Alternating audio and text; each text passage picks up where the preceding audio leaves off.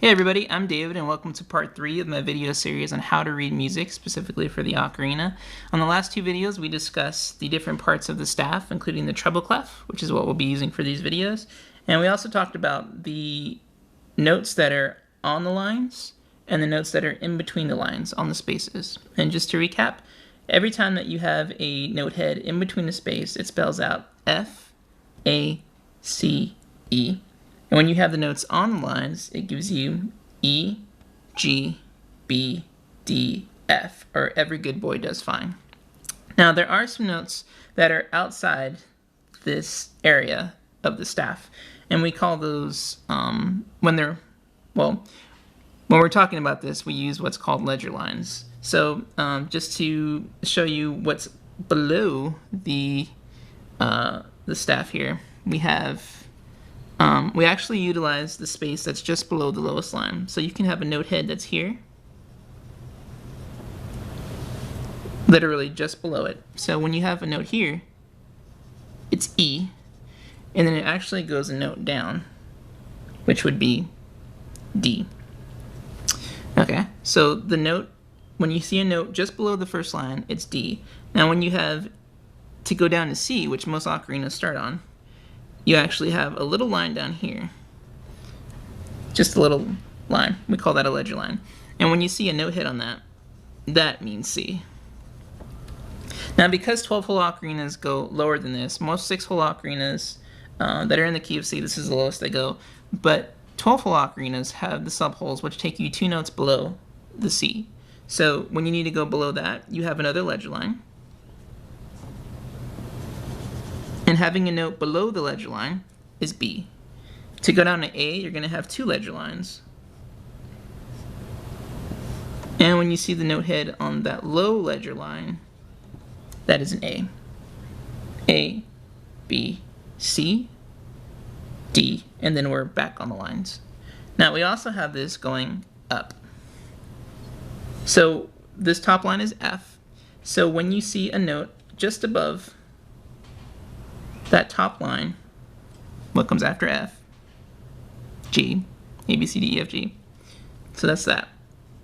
And then we're gonna go a ledger line, which gives you A. Then we have another ledger line,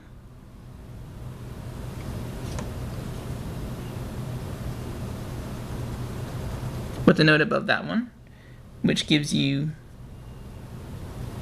B, and then one more, which gives you C.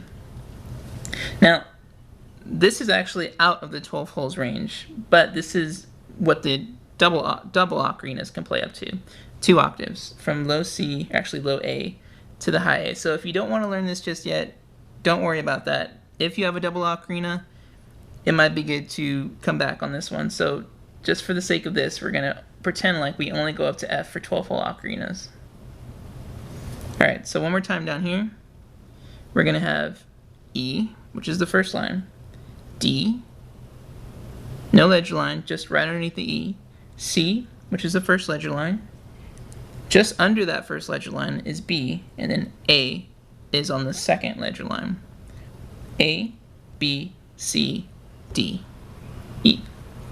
Alright, so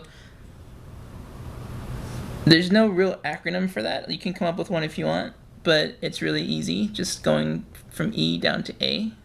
It's only 5 notes.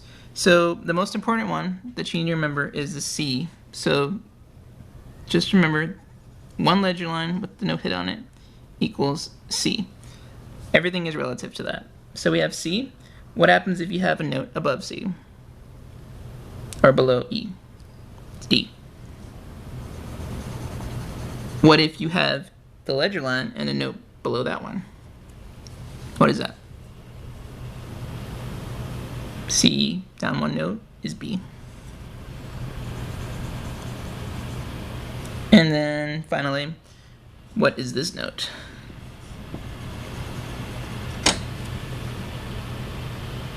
I don't actually know if you can see that. It might be kind of hard, but it's just 2 ledger lines with the note hit on it. It's A. Good. Alright, so rewind this video as many times as you need to. Memorize that you have E, D, one ledger line is C, underneath that is B, and then two ledger lines is A. And next week, we will do a full review of the 12 holes range from low A to high F. And if you have a double ocarina, you can rewind back and you can look at those ledger lines up there. But try to memorize all that. Find some sheet music that you can identify the different notes on the staff of, and be ready for the review next week. Thanks so much for watching. Please subscribe so you know when the next tutorial comes out, and I will see you guys then.